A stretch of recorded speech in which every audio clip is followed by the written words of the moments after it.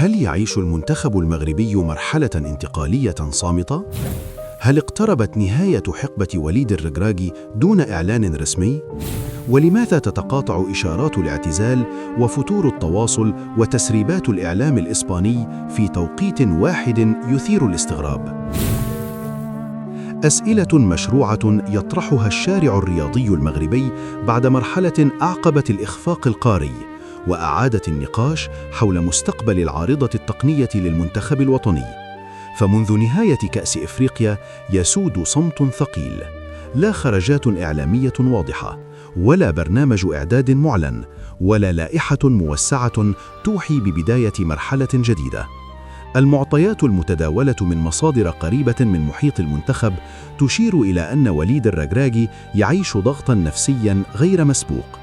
المدرب الذي صنع إنجازاً تاريخياً في مونديال قطر وجد نفسه فجأة في قلب موجة انتقادات بعد الإخفاق الإفريقي، بين جمهور يطالب بالاستمرارية حفاظاً على الاستقرار، وجمهور يرى أن دورة الحياة الكروية تفرض التغيير بعد كل سقوط.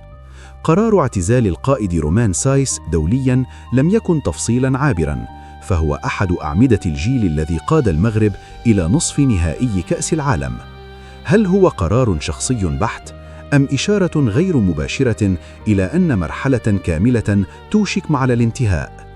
في الأثناء بدأت أسماء شابة تفرض نفسها بقوة في الدوريات الأوروبية، مواهب جديدة، إيقاع مختلف، وطموح لا يعترف بالأقدمية، وهو ما يعني أن المرحلة المقبلة إن بدأت ستكون ثورة حقيقية في التركيبة البشرية للمنتخب. وسط هذا المناخ ظهر اسم تشافي هرنانديز في تقارير إعلامية إسبانية، حديث عن اهتمام، عن اتصالات محتملة، وعن وجود أسماء وازنة قريبة من المشروع. غير أن كل ذلك يبقى إلى حدود اللحظة في دائرة التكهنات، فالتجربة التدريبية لتشافي رغم تتويج محلي لم تختبر في سياق المنتخبات الوطنية، حيث ضغط الجماهير وضيق الوقت وتعقيد التحضيرات.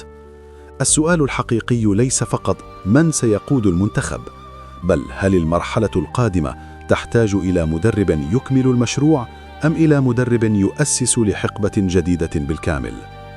المؤكد أن الجامعة مطالبة بكسر الصمت، فالغموض لا يبني الثقة، والمنتخب الوطني ليس مجرد فريق، بل مشروع وطني يرتبط به ملايين المغاربة.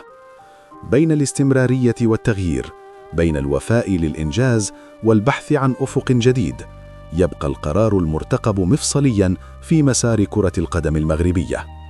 الأيام القادمة وحدها ستكشف إن كان وليد الركراكي سيواصل قيادة العرين، أم أن صفحة جديدة ستفتح بعنوان مختلف.